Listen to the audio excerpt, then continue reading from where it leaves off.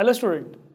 हम अब देख चुके हैं कि ह्यूजेंस वेव थ्योरी क्या है। आज हम लोग उसकी थ्योरी के कुछ मेरिट्स और कुछ डीमेरिट्स देखेंगे, क्योंकि हमें पता है कि everything has is pros and cons. So सबसे पहले देखते हैं कि मेरिट्स क्या हैं हाइगेंस वेव थ्योरी के। सबसे पहले अगर हमें याद हो कि न्यूटन ने हमें कहा था कि speed of light in rare और डेंसर को अगर हम लोग कंपेयर करें तो speed of light in denser medium will be more, but वो सही नहीं था। हाइगेन ने हमें उसके थोड़ा करेक्शन करके बताया। उसने बताया कि speed of light in rare medium यानी जिसकी डेंसिटी कम होती है हम उसे रेयर मीडियम कहते हैं, is greater than its speed in denser। यानी कि अगर मैं दो मीडियम्स कंसिडर करूं, let's say air and water, so हम एक रिलेशन लिख सकते हैं कि speed of light in air is going to be greater than the speed of light in water. अच्छा, उसके बाद हाइगेन ने हमें कुछ और प्रॉपर्टीज थी लाइट की, कुछ फिनोमिना थे जो उसने एक्सप्लेन किए अपनी थियरी से। उनमें से कुछ मैं आपको बता रहा हूं। तो हाइगेन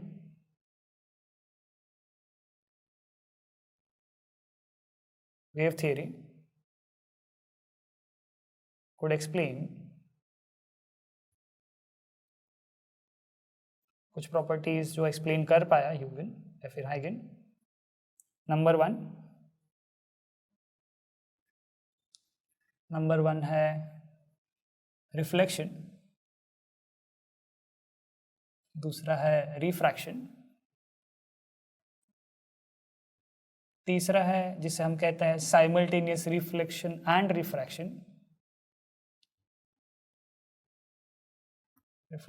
रिफ्रैक्शन, उसके अलावा कुछ प्रॉपर्टीज और हैं जैसे कि इंटरफेरेंस, डायफ्रैक्शन। तो ये कुछ प्रॉपर्टीज थी जो हाइगेन हमें एक्सप्लेन कर पाया अपनी वेव थ्योरी से, लेकिन कुछ उसके ड्रॉबैक्स भी थे। तो लेट्स सी दोस ड्रॉबैक्स। कुछ डीमेरिट्स थे उसके। सबसे पहले डीमेरिट्स में अगर आपको याद हो, हमने कहा था ह्यूजेंस वेव थ्योरी में कि source of light emits sound like wave. अगर वो साउंड लाइक वेव्स है, बट हमें आज पता है कि लाइट जो है उसका नेचर होता है इलेक्ट्रोमैग्नेटिक वेव्स। सो ये जो इलेक्ट्रोमैग्नेटिक नेचर है ये हम प्रूफ नहीं कर सकते ह्यूजेंस वेव थ्योरी के बेसिस पे। So electromagnetic nature of light can not be explain. Electromagnetic nature of light could not be explained। ये उसकी पहली ड्रॉबैक थी। दूसरी ड्रॉबैक क्या है, अगर आपको याद हो हमने डिस्कस किया था कि एक इमेजिनरी मैटर होता है वैक्यूम में जिसे हम कहते हैं लुमिनिफेरस एथर, बट वो लुमिनिफेरस एथर एक्चुअली प्रेजेंट होता नहीं है, क्योंकि वो होता ही नहीं है। क्योंकि लुमिनिफेरस एथर जब एक्सपेरिमेंट किए गए साइंटिस्ट के द्वारा, सो लुमिनिफेरस एथर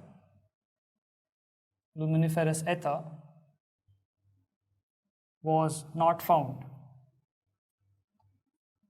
लुमिनिफेरस एथर नाम का जो सब्सटेंस जो ह्यूजन ने या फिर हाइगेन ने हमें सजेस्ट किया था, वो सब्सटेंस कभी हमें मिला ही नहीं एक्सपेरिमेंट से।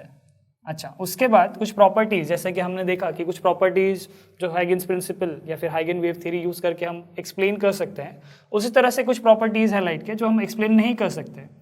तो wave theory could not explain. क्या क्या एक्सप्लेन नहीं कर पाया वो हम अभी देखते हैं। तो सबसे पहली जो प्रॉपर्टी वो एक्सप्लेन नहीं कर पाया वो थी पोलराइजेशन। पोलराइजेशन क्या होता है ये हम अपने चैप्टर के लेटर ऑन टॉपिक्स में देखेंगे। दूसरा है photo electric effect. Then we have something called rectilinear propagation, यानी कि लाइट जो है वो स्ट्रेट लाइन में ट्रैवल करता है। अगर आप बोल रहे हैं कि वो वेव है तो वो स्ट्रेट लाइन में कैसे ट्रैवल कर सकता है। रेक्टिलिनियर प्रोपगेशन, यानी जो लाइट स्ट्रेट लाइन में ट्रैवल करती है उस प्रॉपर्टी को हम कहते हैं रेक्टिलिनियर प्रोपगेशन। उसके अलावा कुछ प्रॉपर्टीज और थी, जैसे कि Compton effect and Raman effect.